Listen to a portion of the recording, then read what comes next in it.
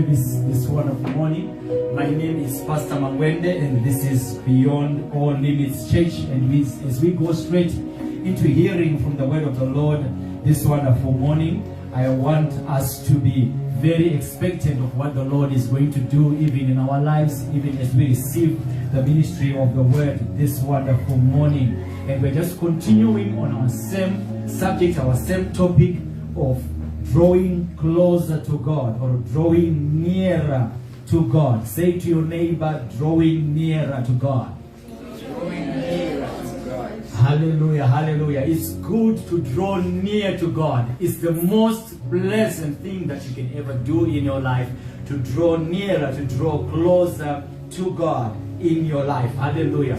So as we are just, expectant this wonderful morning, one thing that we need to be more expectant of is having an encounter with God, or having a total experience with God. Not just a part experience, but a total experience with God. Say to your neighbor, a total experience with God.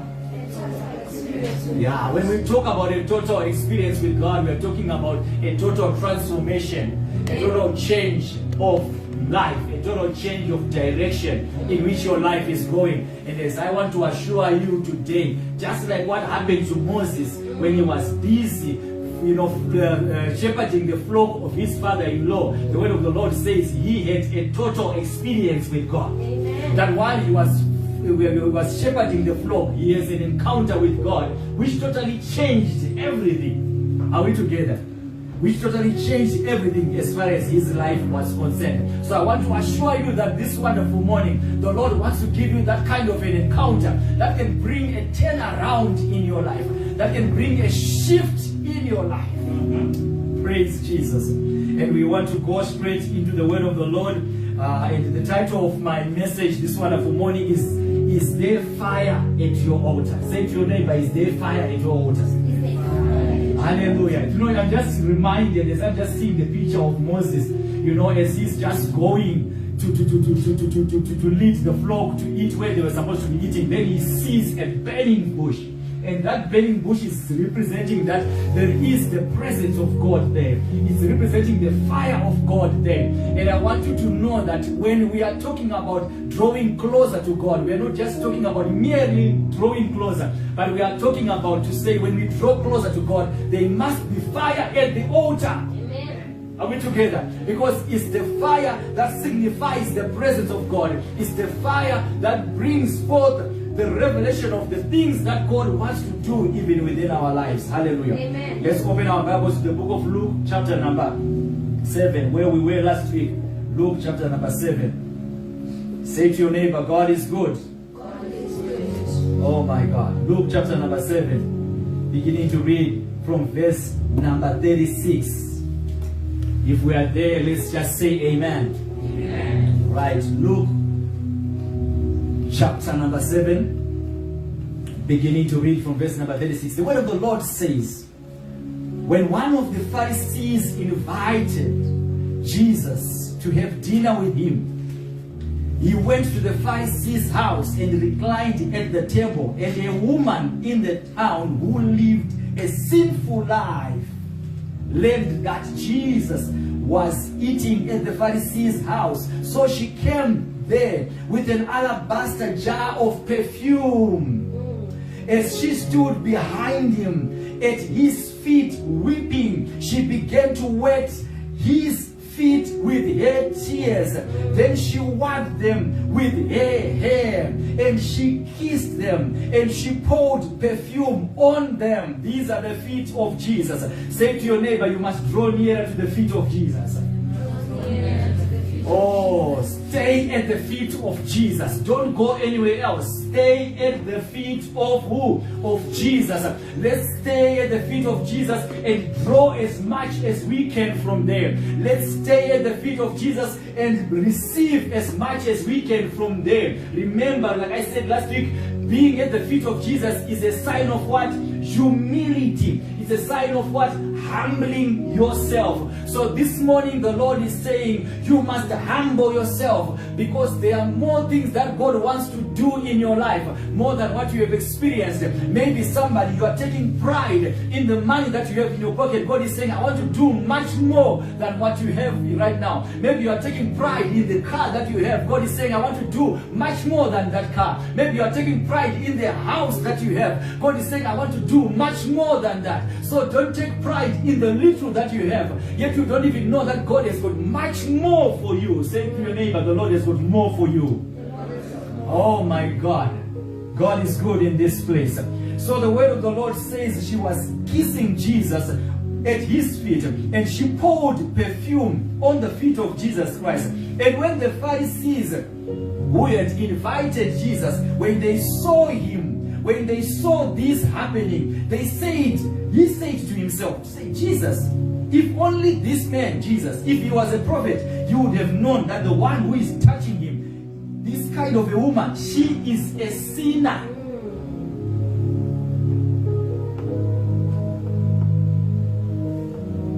I want you to know one most important thing, that as we are gathered here, whenever you are drawing nearer to God, I want you to know that you are in the eyes of many. You are in the eyes of your enemies. You are in the eyes of those that do not understand why you are even drawing nearer to him. But one thing that I want you to be aware of is when you are drawing nearer to God, don't mind those that are around you, but mind the one that you are pursuing, the one that you are after. Don't look at those that are around you, but look at the one that you are pursuing. That's why the word of the Lord says, now fix your eyes on Jesus, who is the author and the perfecter of your faith.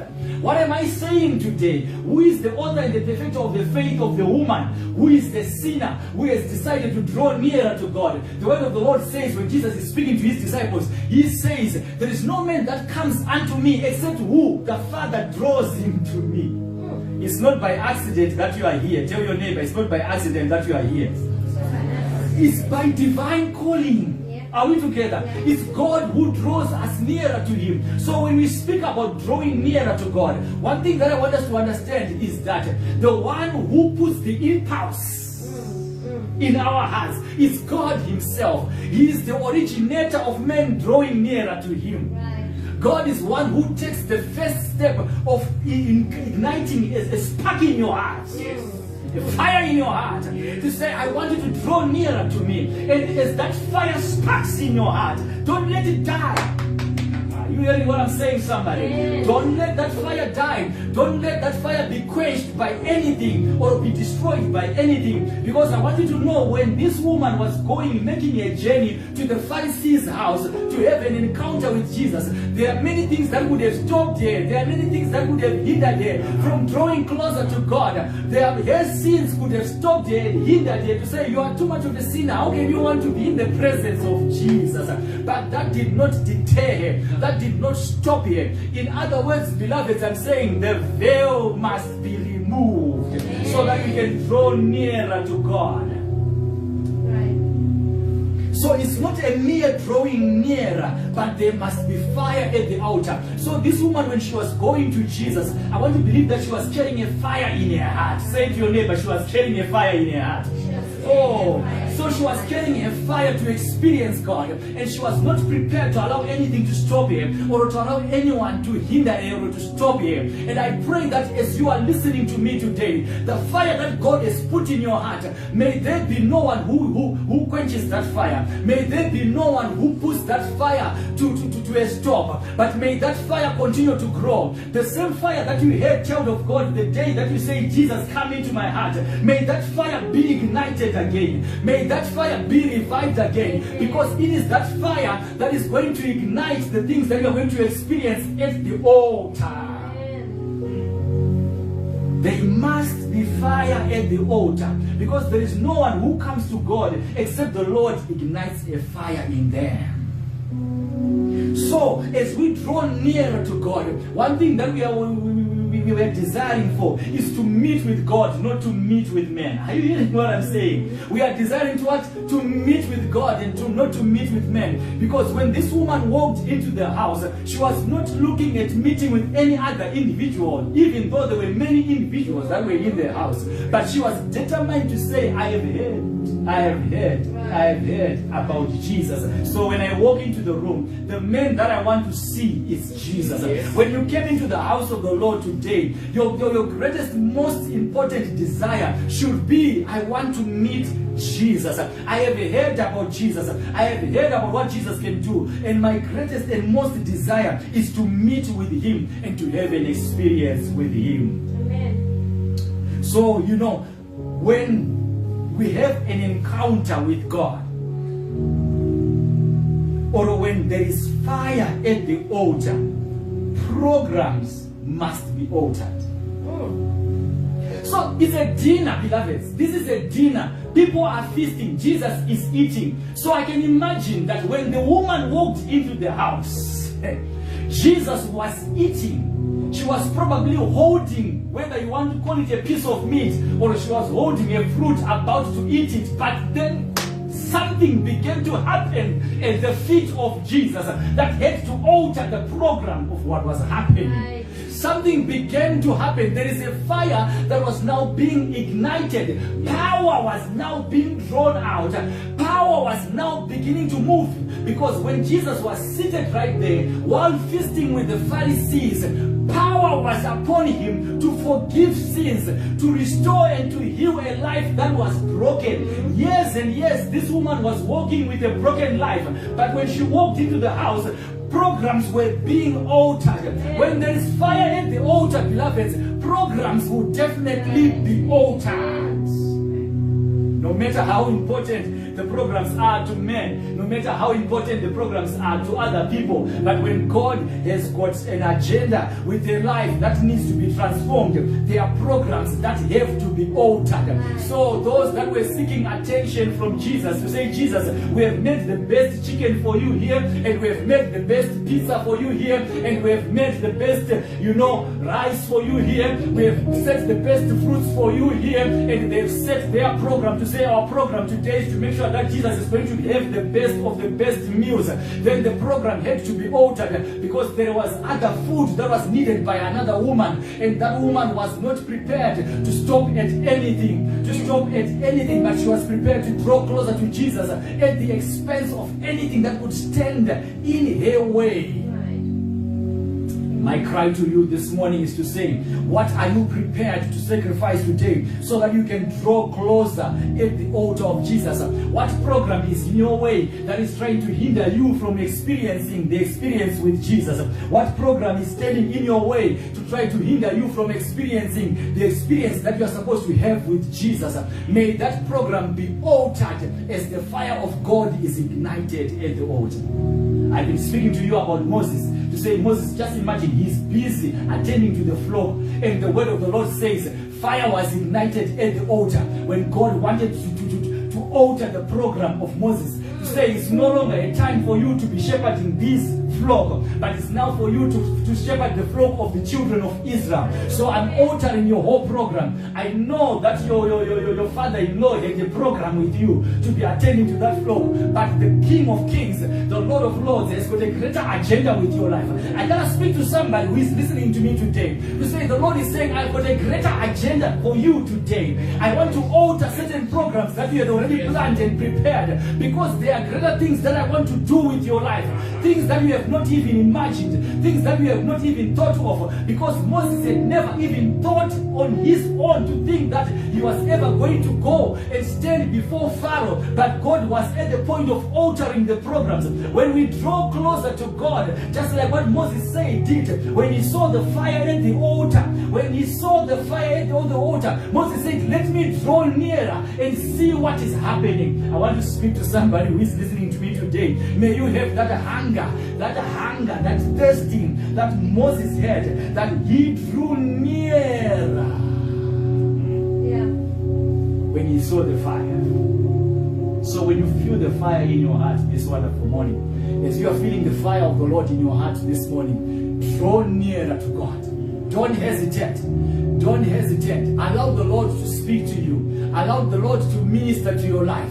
Because this woman that we are talking about in the book of Luke, she had a fire in her heart when she heard about Jesus. And she did not hesitate in her heart to say, I'm not going to draw near. But she determined in her heart to say, I'm going to draw near. So I want to encourage somebody who is listening to me today to say, don't hesitate. Draw nearer to God. Don't hesitate. God is expecting you. God is waiting for you. Are you hearing what I'm saying? You are the expected guest. You are the one that he is waiting for. You are the one that he has come for. The Pharisee thought Jesus had come for the food on the table. But lo and behold, like Jesus said to his disciples in the book of John chapter number 4, I have my own food to eat. The food that my Father has assigned me to eat. And that food is to seek and to save the lost. I want to speak to somebody today. I don't know how lost you are in your situation. I don't know how lost you are in your circumstances. But the secret, beloveds, I said the secret is on drawing closer to God.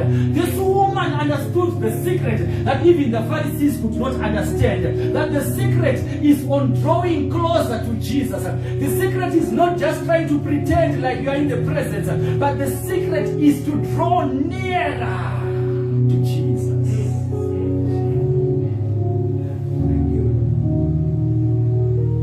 So we should never be hinged on the programs that are surrounding us. We should never be hinged on the things that are around us, but we should be hinged on the fire, on the spiritual worship, which is that of worshiping in spirit and truth. We should be hinged on igniting the fire that is in us, that God has put in our lives, and not allow programs to hinder us. Yes.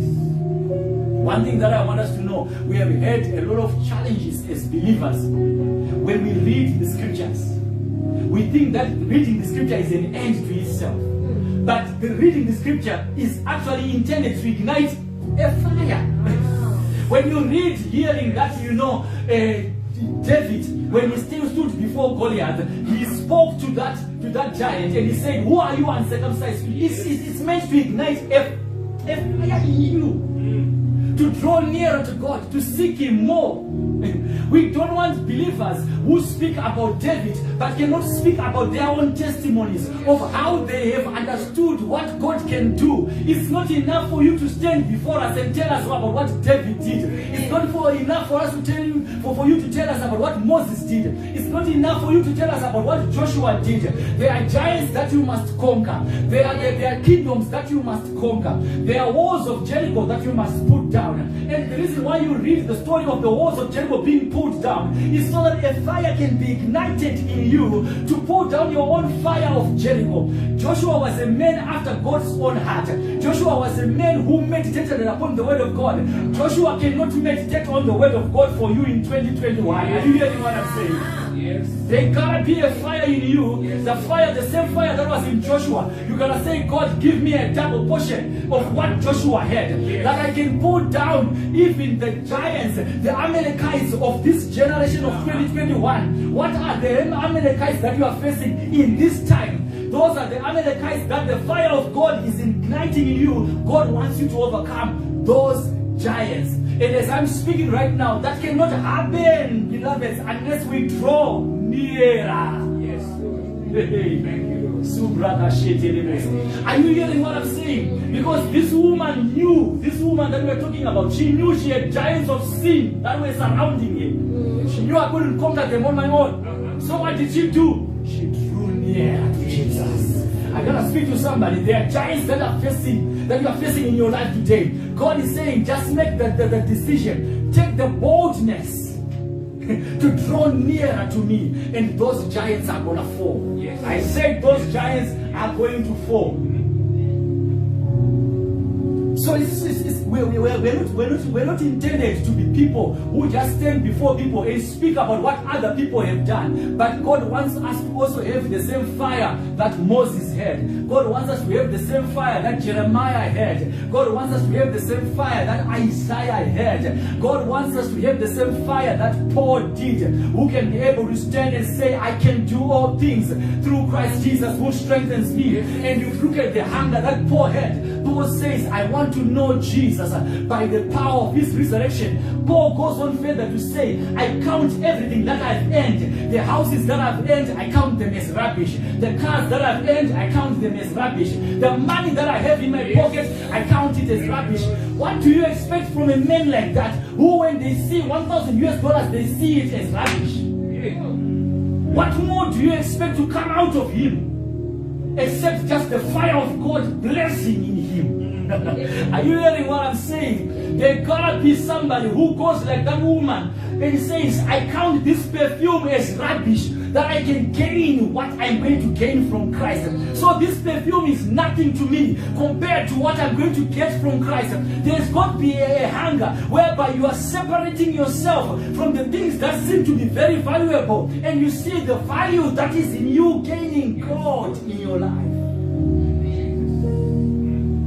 There's got to be a hunger that is being sparked in somebody's life to say, I will not settle for less, God. I will not settle for less. There is more that is found in you than just sitting at a table and feasting with all these Pharisees who have got problems of their own, which they are not prepared to share with Jesus. But as for me and my house, I will choose to share my problems with Jesus. Even though these Pharisees can pretend and look like everything is okay, everything is beautiful, but as for me, my life is not beautiful, Jesus. So I'm laying everything bare before you. The woman began to pour out her tears before Jesus as a sign of surrender, to say, God, I need you desperately today. Are you desperate for Jesus this wonderful morning?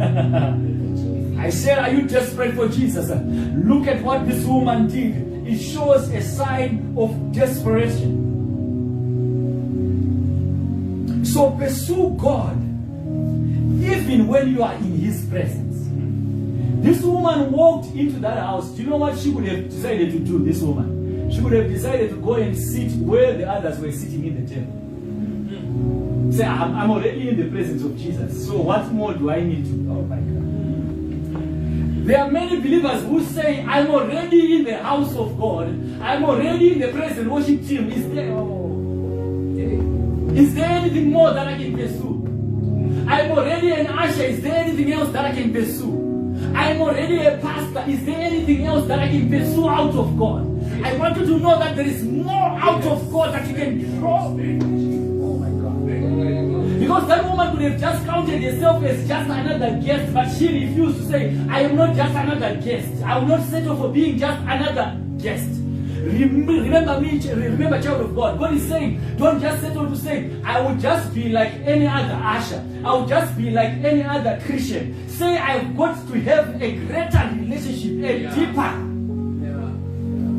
Because this woman said, I will not settle for just being there in that house. I will not settle for just being like another guest who is just seated like any of the Pharisees. I gotta go deeper with Jesus. Don't settle for where you are. Let that hunger be continuous.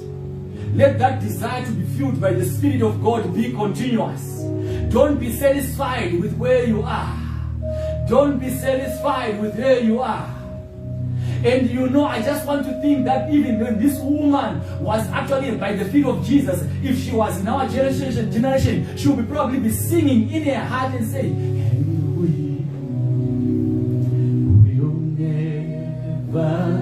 settle for less. We know there's more that's found in you, and we will never settle for less. While she's pouring out the perfume, we know there's more that's found in you.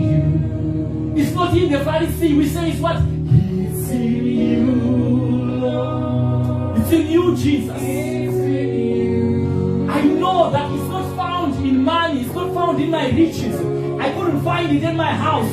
I know that it's found in you. Are you hearing what I'm saying today?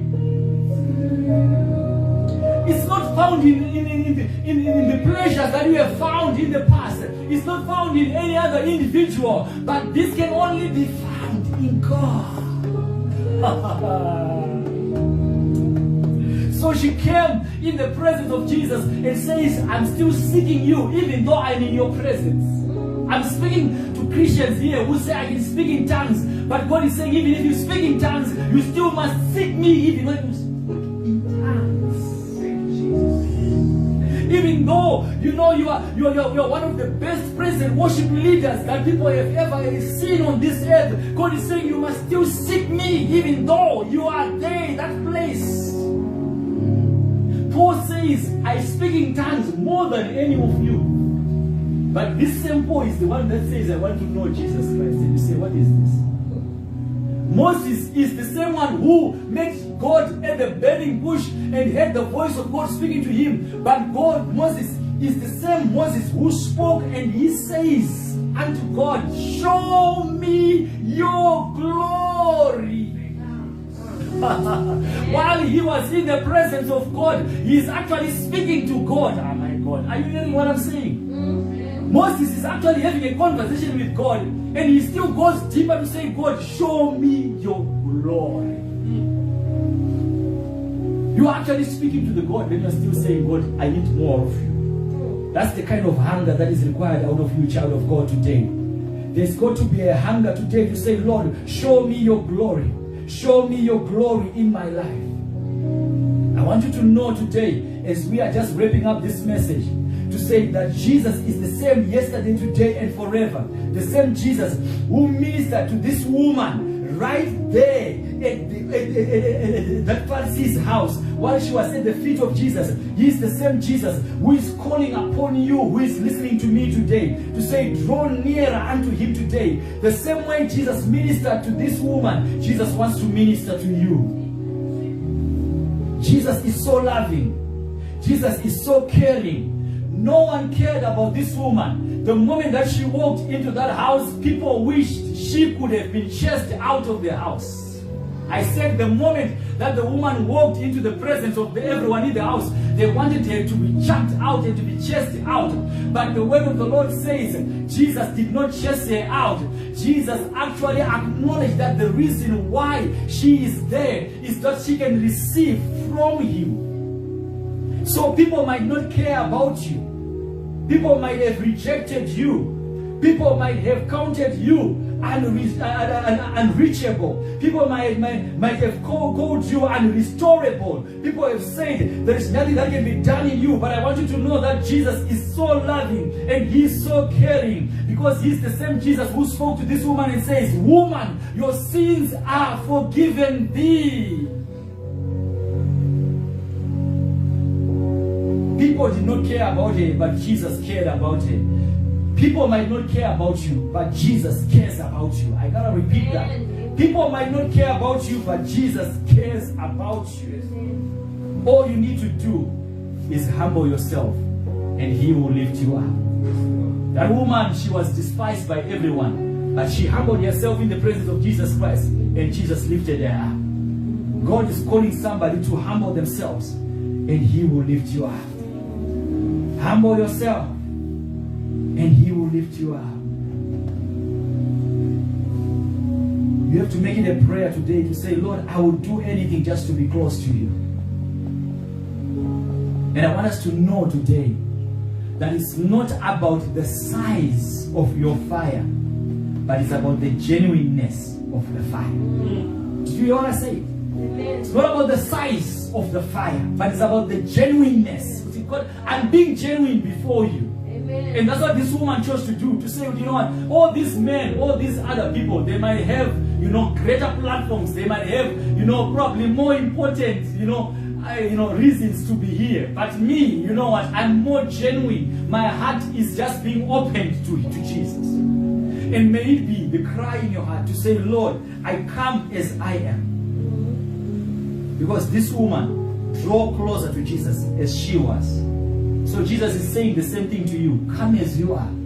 The other men could have preferred for this woman to first of all cleanse herself, then come to God. But God is saying, come as you are. This woman came as she was.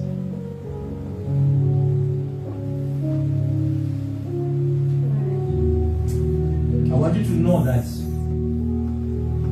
the Pharisees could not have done for that woman what she did to Jesus. Do you hear what I'm saying? None of the people that was in that room could have gone and poured out tears, poured out the perfume, kissed Jesus' feet on behalf of the woman, and Jesus would have said, you are doing it on behalf of this woman, so I'm not going to set her free. You've got to draw closer yourself, by yourself. Yes. No one can seek God for you. Your pastor cannot seek God for you. Your friend cannot seek God for you. I said it before. Joshua cannot seek God for you. Moses cannot seek God for you. You of 2021. God cannot be somebody who is going to be seeked for you by somebody who has gone in the past. You must seek God for yourself. The earliest church that we have heard of in the book of Acts, they met daily. And their passion for God was unprecedented. I said the early church, they met daily. Which was a sign to show these men and women, their passion for God was unquestionable. And I'm asking you today, when you look at this woman as she walked into that place, can you see that her passion for Jesus was unquestionable? And this wonderful morning, as we just surrender ourselves unto Jesus, I want us to begin to open up our hearts. Nothing else. Let's open up our hearts. The Lord says, I have not desired these, sacrifices, but what I want is obedience. And obedience, it speaks about the heart that is willing to yield to the purposes of God. So the Lord wants us to open up our hearts to Him this wonderful morning. May we open up our hearts to Him in prayer right now, wherever you are standing, wherever you are. And just say, Lord, may you ignite a fire in my heart. May you set a fire in my heart for you, that I may begin to burn for you. That wherever I go, whatever I do, I may begin to burn for you. I may begin to burn for your purposes. I may begin to burn to be closer to you. I will not allow anything to draw me further away from you, but everything that I do, may it be something that will be drawing me closer to you. I want you to begin to lift up your voice in prayer where you are seated right there, where you are listening to me right there, and just begin to make a cry in your heart and say, Lord, may you set my heart ablaze this wonderful afternoon. May you set my heart ablaze in this day. Father, we want to thank you because of your grace that you are pouring out upon your children this wonderful hour. The grace of igniting a fire in us. The grace of igniting a passion in us. The grace of igniting, oh God, a desire in us. A desire to be where you are. A desire to be invested in your word. A desire to be drawn, oh God, even to the fire that is at your altar. Father, we don't know what tomorrow may hold, but what we desire, God, is that our tomorrow we may experience it while we are closer to you. We don't know what this world may throw at us, but what we desire, God, is that all that may come, may it come while we are closer to you, Jesus.